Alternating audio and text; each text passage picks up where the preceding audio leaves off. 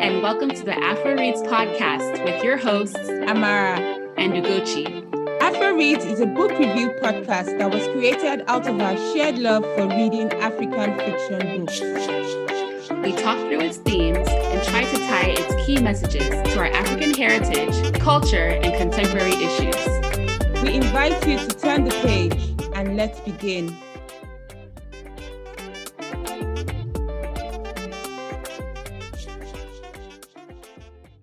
Hello everyone. Hello. Welcome to the third episode of season 2 of Afro Reads podcast.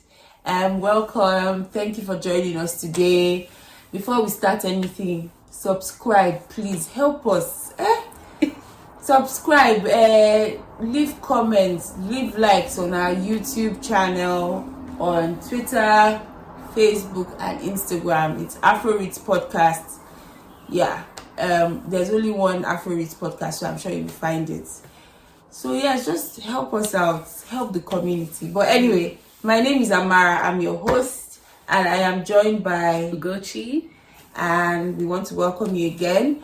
For this week, we are reviewing At Night All Blood is Black by David Diop. We take you all the way to West Africa, Senegal. And yes, we'll be reviewing the book and talking about it shortly. It's so short, it's like 145 pages, so you can read through it in one sitting. But before that, we always take this moment to do icebreaker to get to know a little bit about us and ourselves as well. Yeah. So, should I start? Sure.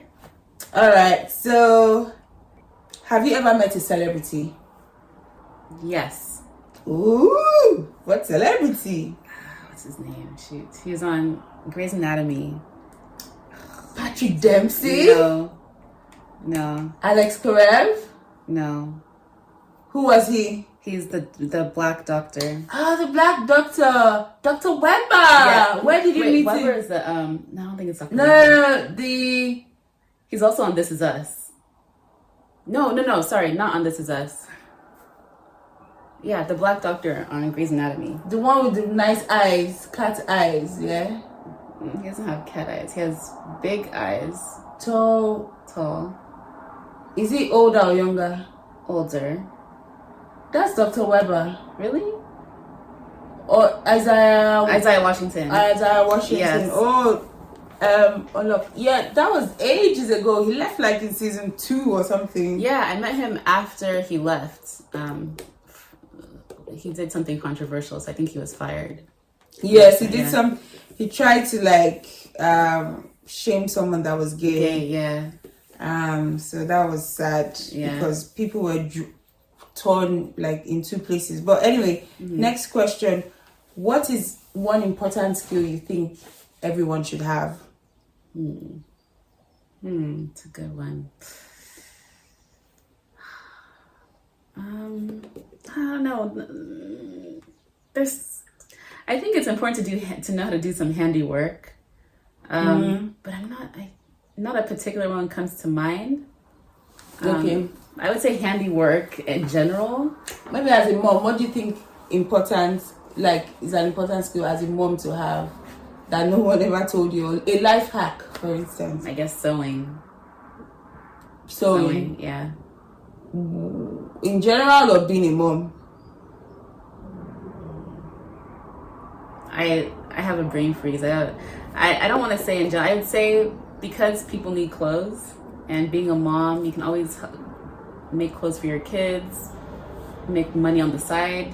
Okay. Yeah. So, but have you sewn recently? I don't sew. Oh, but if I did sew, if you did sew, you think it's an important life skill? I think it'd be an important life skill for a mom, maybe. I mean, there's so many others, but not one comes to mind. Oh, okay. And then last question. Have I asked you 3? 2. What old person thing do you currently do? These are hard questions. They're not hard, but you definitely have to sit on it for a minute. Yeah. An old person thing that I currently do. I don't know. I use electronics. I don't wash my hand. That's not an old thing to do. I don't know. I don't know as well. I'm definitely by nature an ageist, so I'm always thinking, oh my God, what should I be doing at my age? Age thing. So people always think of me as someone that's a grandma. That was my nickname in school. Yes, I was called an old woman and I was called grandma, and I used to get upset by that a lot. But maybe it means I'm wise. Yeah. So nobody used to say it in a very I'm mocking you way. And so that always triggered me. But I even think now I do behave like an old woman. I always look tired. And I always give very unsolicited advice. So maybe that's the old thing I do. I honestly don't know what old thing I do. You sleep with socks. I don't know. Sleep with a big fur bonnet. Sleep with like a proper nightgown, like with a dressing gown. I don't know what the old people do. Flossing. I guess, but isn't that what everyone? Especially if you've had braces. I've had braces, so I got in the habit of picking at my teeth. All right, my turn for the questions. Okay, what is your guilty pleasure? Oh, my guilty pleasure is immersing myself in a rom-com. Yeah, a very cheesy rom-com. Like if I'm having a bad day or someone annoyed me, I just like to, my guilty pleasure is to sit down and just immerse myself in someone else's experience. So you call that rom-com? Yeah, romantic comedy. Oh, romantic comedy. What do you think that was? Porn? No, I've never heard of rom-com before. I was like, what is that? Oh, rom-com. Yeah, romantic comedy, like a deeply Bridgerton, 10 seasons romantic comedy. Like just forget it all and focus on the show. Yeah. What did you get into the most trouble for with your parents as a kid? No, I was a really nice kid, so I would say nothing really. I think the only thing is that obviously I wasn't first in my class. So I had to explain things like, oh, why were your grades low in this area or that area? But generally I was just an angel. A little angel. Okay.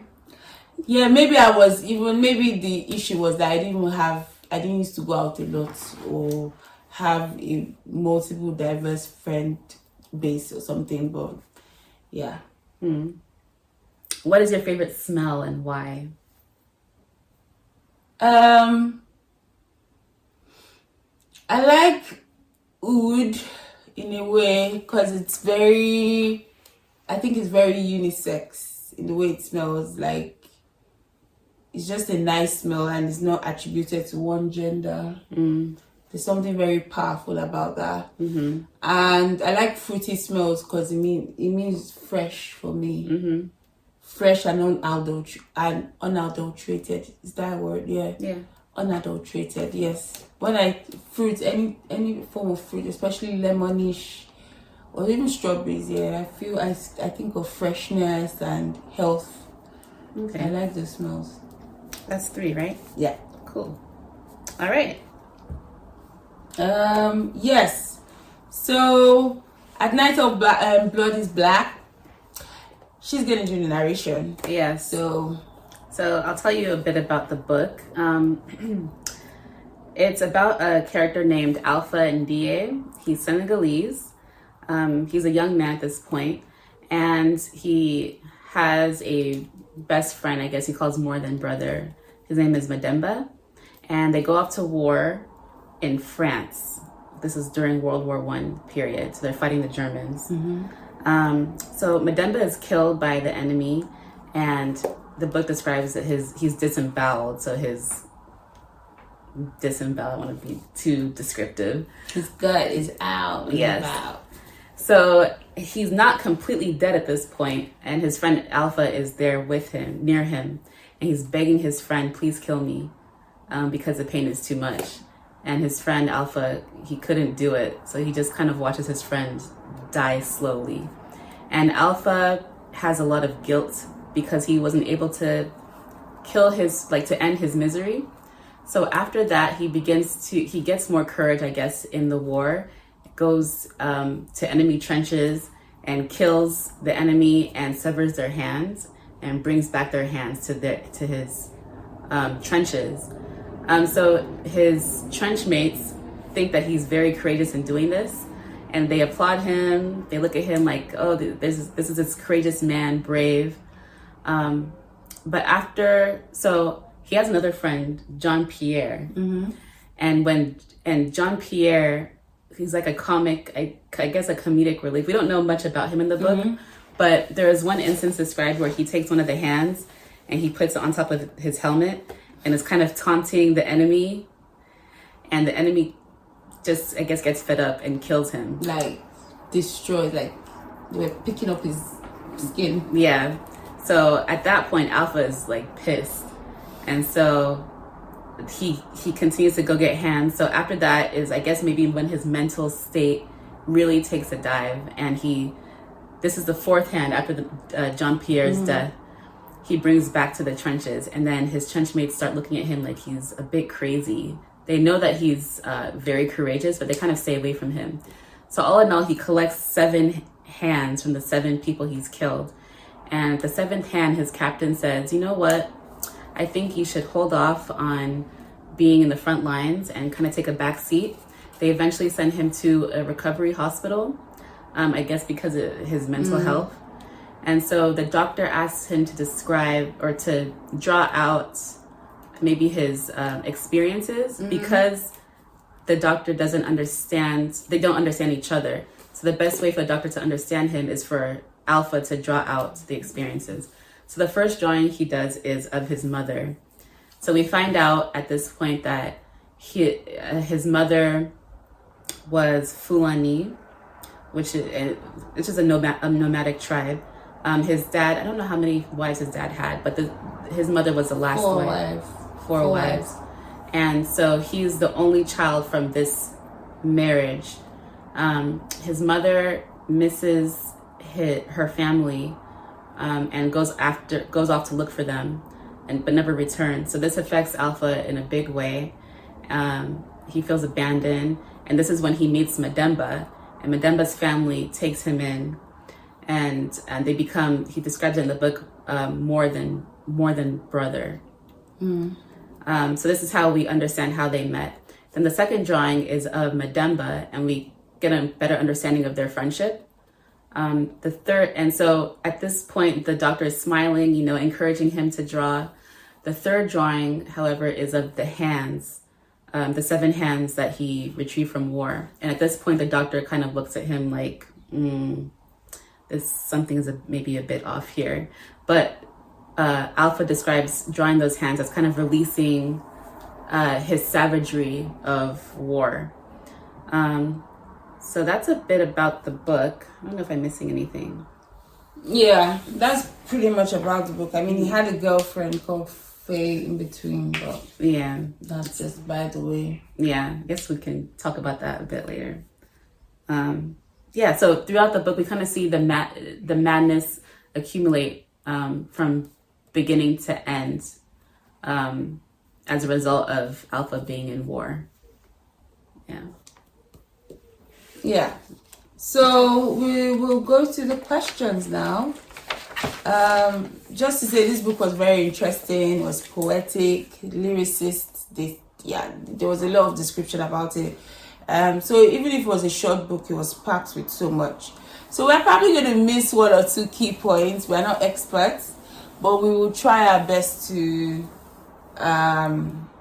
hit the important topics, I guess, that were important to us. Important to us that we could at least understand small. Yeah. All right.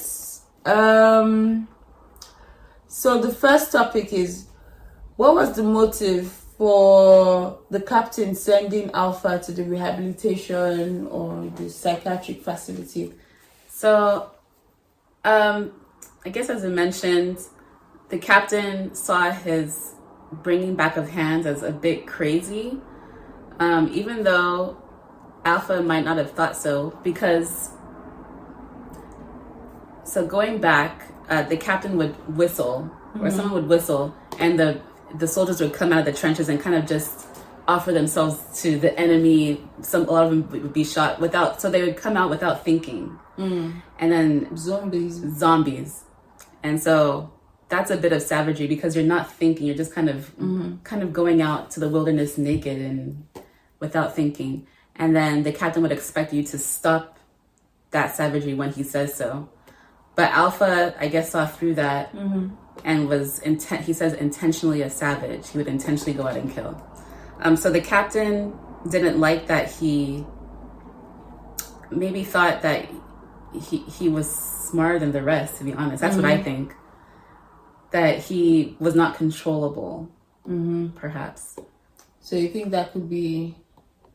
Yeah, maybe the severing of hands was like a build-up to some kind of resentment he already had for Alpha. And so when he started really displaying it, it was a good time for him to say, okay, you need to go to the psychiatric hospital. I did think it was weird that, because Alpha made it a point that the captains didn't regard them. They were the black people, obviously sent to save motherland France. So their ranking was very low. So I found it nice that he referred Alpha to a psychiatric hospital. I mean, he could have just let him die, pushed him to the front line, or let his... To be honest, the other soldiers were afraid of him. They couldn't... Because I was going to say let the other soldiers kill him, but they wouldn't touch him. So that wasn't an option. But I found it very nice that he said, but as you said, like, it could just be him just fixing a broken toy to come back to the battlefield. Yeah, we don't really know. We don't really know, but yes, there was just this psychiatric hospital in the middle of nowhere or whatever, and yeah, it was just interesting that existed. It seemed nice compared to what Alpha described of the captains and how they treated the black soldiers. Yeah, yes. So you're saying that it seemed the hospital seemed nice compared to where he was with the captain? No. The suggestion he goes to a hospital. Ah, I see. I can't see any bad blood in it. It's not described in the book. Obviously, we know that during that period they were using, people of other races as causes for experiment, but it's just something that could happen normally. You're getting horrible at your job. They prescribe you to go to the mental institution. I thought that was... Like, it could have been worse, but I don't know why. And I don't know why, probably because I'm not a literary person. But I think he was good at his job, because he's actually going and killing the enemy. Yeah. And I think they mentioned something about like a court martial or something. No, I don't know. I just think, that referral to the hospital was...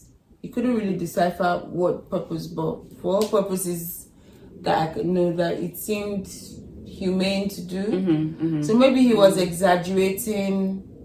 No, he couldn't have been exaggerating, like, the view of how it's just basically suspicious, but we don't know really the source of the suspicion. Right, you can't put a finger on it, but there's something there, I think, because also the captain was trying to find those hands.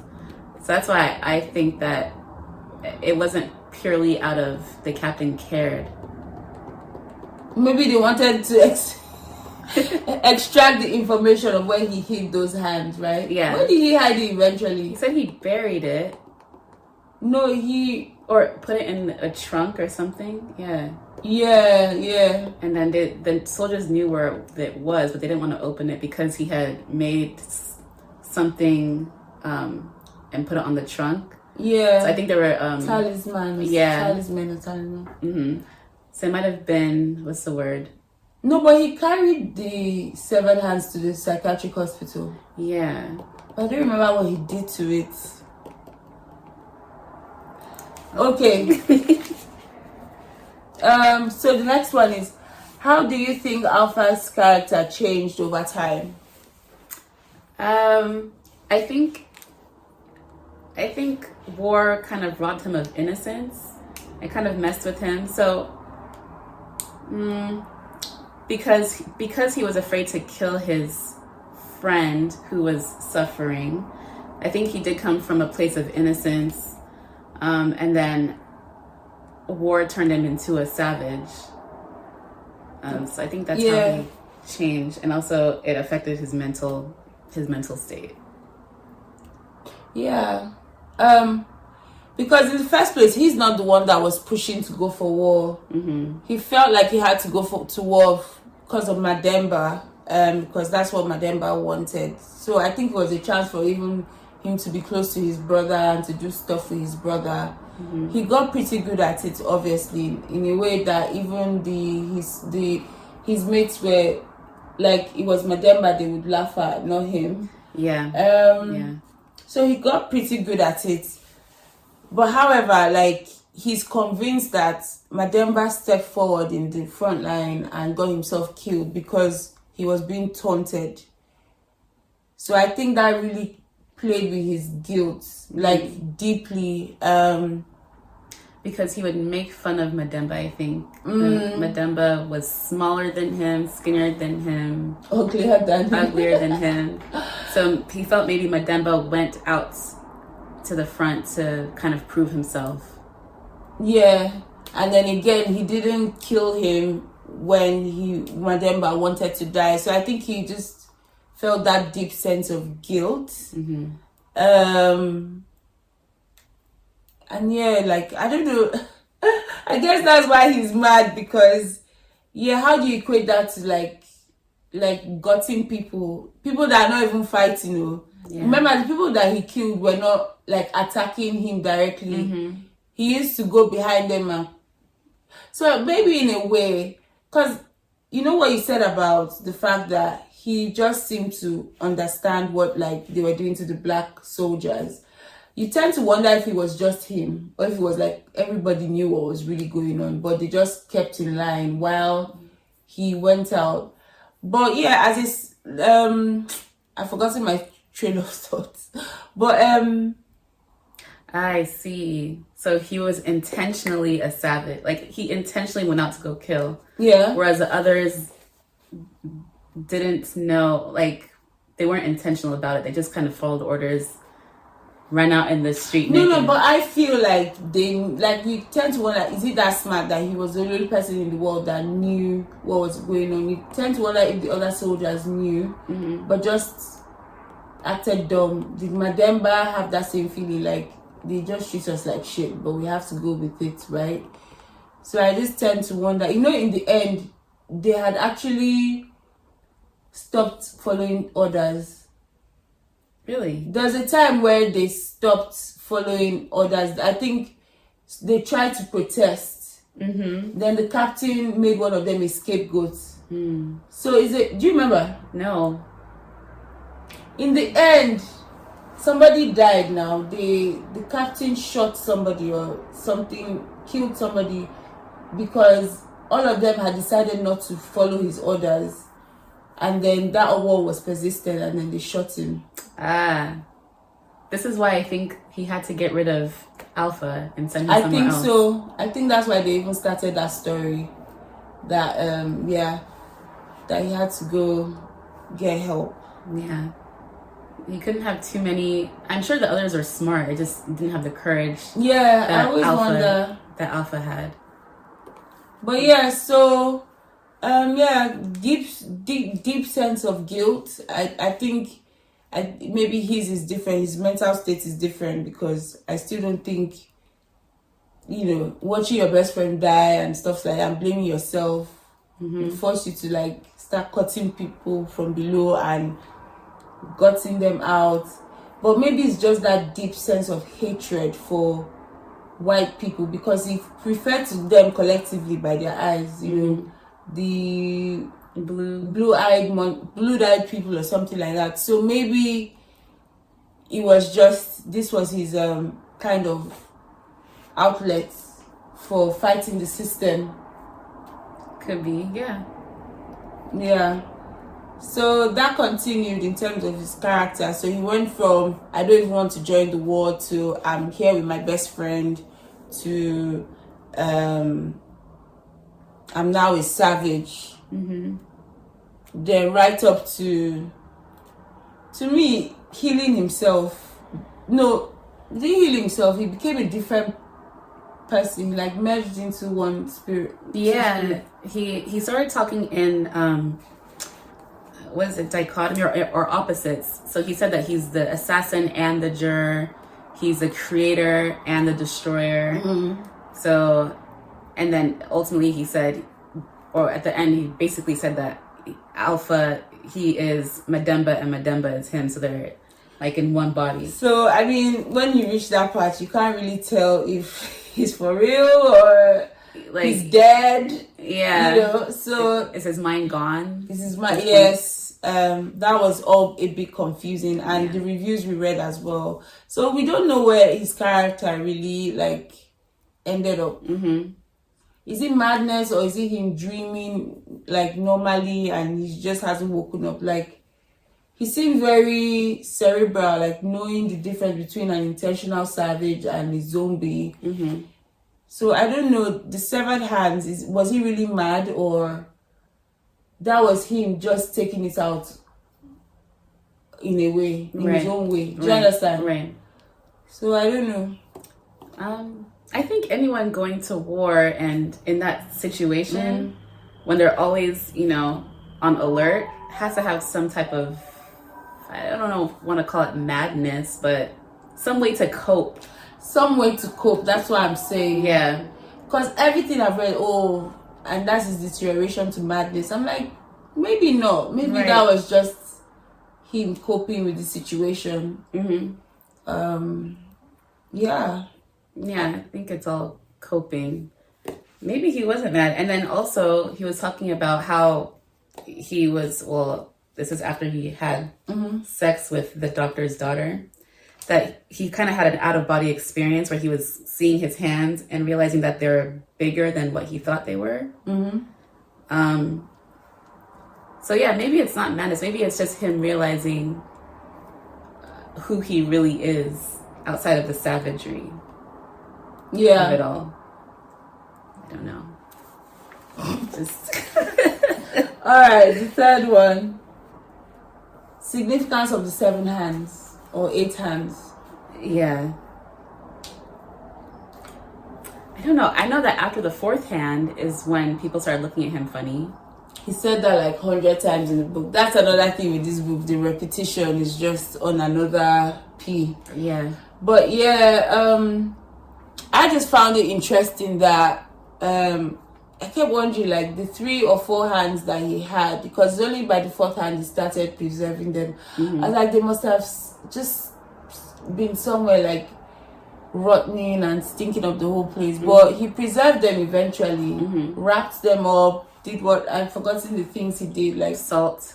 Yeah, put salt on it, kind of left it to dry, I think. Yeah. He mummified them. So the significance of the 7, I don't know. What I also found interesting about that whole ritual process where people were afraid of him was just the fact that the French people already saw the black people as savage. Mm-hmm. So isn't that interesting that in the midst of like all the black people, there were different tribes, which the author always said. And even within that, not everyone, like the savagery was all different in the sense that even everybody had their own talisman. So they were afraid of one another and afraid of him. Whereas a French person would have just seen all of them as savage. Right. But inside they were not, they were still kind of competing amongst themselves, hailed him as a hero and still fighting or still being afraid of him. I just found that interesting. But yeah, to a French person, they're all the same. they're all the same. There's no difference. Yeah. And that kind of difference in those tribes, I guess, doesn't help in creating cohesiveness, like on a war team. So it's easier for the captain to control them. Mm-hmm. Yeah. Not for them to do it amongst themselves, or have that kind of maybe mentality to form a force against like French people, because they're just different tribes. Mm-hmm. When do you even start speaking the language? Mm-hmm. So yeah, it's a good one as well. Yeah, I've heard it said. I don't know where those 7 hands ended up. Yeah, buried, or did he burn them? I don't remember. Who knows? But yeah, so what did you like? What stood out to you as in the book? I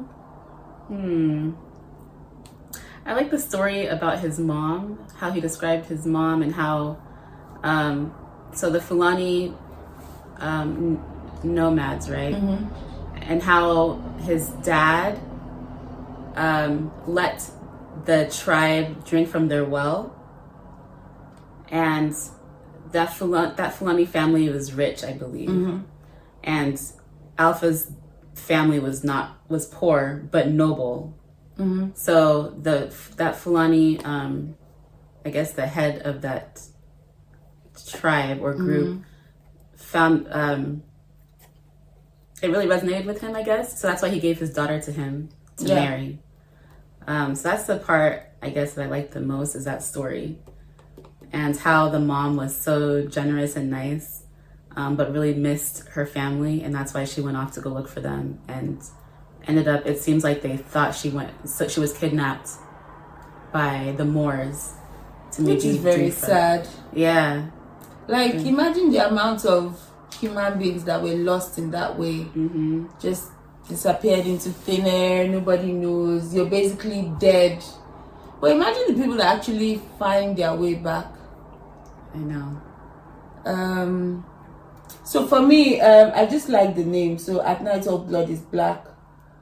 Again, we're not literary experts, but just the fact that remembering like the black soldiers, so the Africans or the West Indians that fought in wars, and just realizing it was that moment that, because when the African like people started fighting in wars, that's when this idea of independence and republic started to come about, because they were like, you bleed, I bleed, what's the issue here? Right. You get injuries, what's the issue here? So I think even Alpha being very forward and knowing when to be an intentional savage and knowing that difference between this is how they are treating us, I think it just goes to show, like, it just goes to emphasize more that we're all the same, just different color of skin.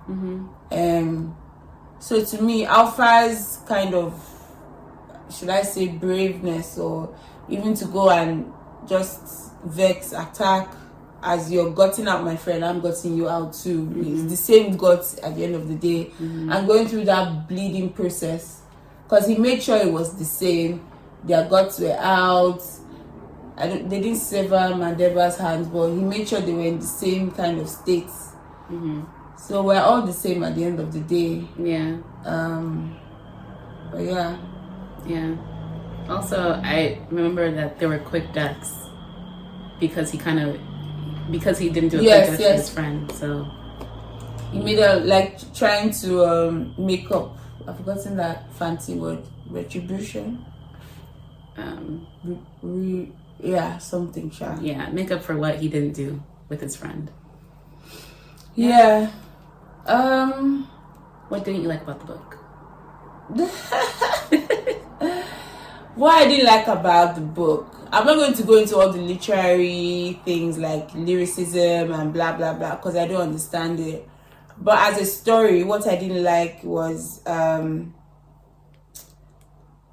don't know, that we good to understand more what happened at the end. Was it an out-of-body experience? Was it a dream? Was it him just dying? Was it, I felt like that was missing. So to me, the story kind of stopped when he drew the hands. I don't know what happened after that. Especially because at the beginning of the book and in the middle, they were quite explicit about what was going on. So in the end, when it was just kind of imaginative and more vague, I just felt there was a change of tune that wasn't really necessary. That's true. In the beginning, it's very repetitive. Very prosaic. Is that what they say? It has a lot of prose, like it's a story. Right. And at the end, that repetitiveness left. It's like two different stories almost. And maybe that's where I had trouble kind of connecting what happened at the end with what was going on. After a point, I'm just like, what happened? I don't know. Yeah, that flow of repetitiveness ended and it became something else. And then also, what do you think about the reference of sex and trenches? I thought it was interesting because he mentioned that a lot, like comparing a woman's vagina to a trench. So like a trench was open to bombs and all of that, and maybe kind of provided safe shelter for the soldiers. I think that's what I got out of it. The references was just weird, and the reviews say, because I didn't notice it, but the reviews do say that. So, and the book also talks about how the vagina kind of shielded them from the bombs from the war, and so they went in there and kind of found the trenches. Sorry, the trenches. I was like, damn, the vagina. They were in the vagina. So they run in the vagina for protection. Well, but yeah, so that's what I think about that comparison. So the vagina and the trench are kind of similar because they were more like protective spots. Okay, and I kind of echo that too, because I felt like in the trenches there was a sense of community. It was only in the middle of the book I found out there were French and black soldiers in one tent, which is a good thing. And then I also found out that in the middle of the book there was like a whole commander and he was in charge. And if not in the beginning, I just felt like there was a sense of community. They'd been through the wars together, and the trench kind of kept them that way. Whereas in Africa, they are slaves,